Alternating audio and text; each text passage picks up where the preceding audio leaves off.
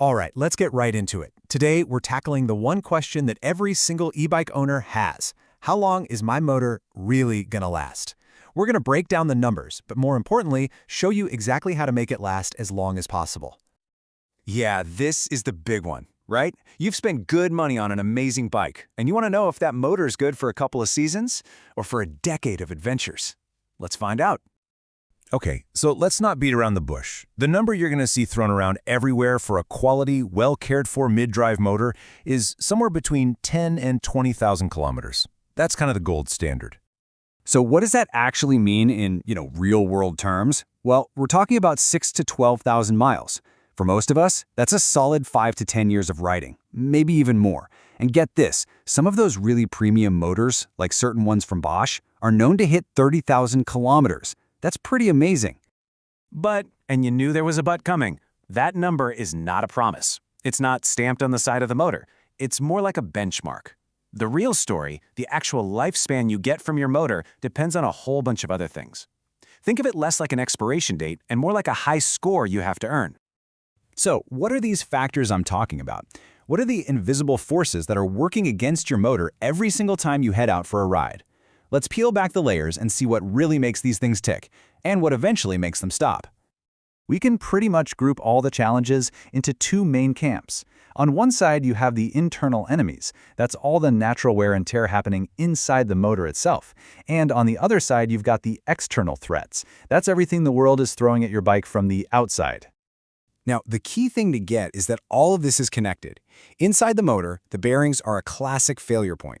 Once the grease in them gets old or dirty, things start to go south fast. The gears, well, they take a real beating, especially if you're always mashing the pedals on the highest power setting up a steep hill. But that last point is so important. If your drivetrain is a mess, like a rusty chain or even just low tire pressure, you are literally forcing the motor to work harder for no reason, and that shortens its life. And when it comes to those external threats, there's one big, bad boss: heat. This quote really says it all. Your motor is designed to get hot, sure, but constantly pushing it into the red zone, that's what does the real damage. It literally cooks the delicate insulation on the wires inside, which leads to some seriously expensive problems. Heat might be public enemy number one, but it's not working alone. Every single time you smash through a pothole or ride a bumpy trail, you're sending little shockwaves through the motor. Over time, that shakes things loose and wears on the bearings. And of course, there's water and dust, the ultimate enemies of all electronics. Even on so-called weather-sealed motors, that stuff can find a way in and cause all kinds of havoc. Okay, so we've got the internal enemies and the external threats. But the single biggest factor in this whole equation, it's you. How you ride your bike has a direct, and I mean direct, impact on how long that motor is going to last. I mean, just look at this. It lays it out perfectly. Are you the turbo warrior, just pinning it in the highest assist mode all day long? That puts a ton of stress on the motor and can seriously cut down its lifespan. Or are you the strategic rider? You use the right amount of power for the job, saving that turbo mode for when you really need it. Just doing that can add thousands of miles to your motor's life. It's a huge difference. All right, listen up, because this might be the most important single piece of advice in this entire explainer. Starting from a dead stop in a high gear will kill a mid-drive motor. They call it lugging, and it's absolutely brutal. It forces the motor to pull a massive amount of electricity at really low speeds, which creates a perfect storm of heat and strain that just shreds the internal gears. So how do you avoid doing that? It's simple. Use your gears. An e-bike is still a bike, after all. Shift down to an easier gear before you stop, just like you would on a regular bike. Think about it. You never try to launch your car from a red light in fifth gear, right? So don't do it to your e-bike. And hey, on those really long, brutal climbs, pulling over for just 30 seconds can make a world of difference for letting that motor cool down. Okay, so you're riding smarter. That's half the battle. Now let's talk about the other half of the puzzle, maintenance. This is where a little bit of care can add years and years to your motor's life. Let's make a plan. First, just a quick look at the big brands. Whether it's Bosch, Shimano, Bafang, or Yamaha, they all make motors that are capable of lasting a very, very long time. Bosch is known for being super durable and often fixable. Shimano is all about reliability, as long as you get that yearly checkup. Bafang motors are just tough workhorses. But you see the common thread, right? No matter which one you have, they all last longer when you take care of them.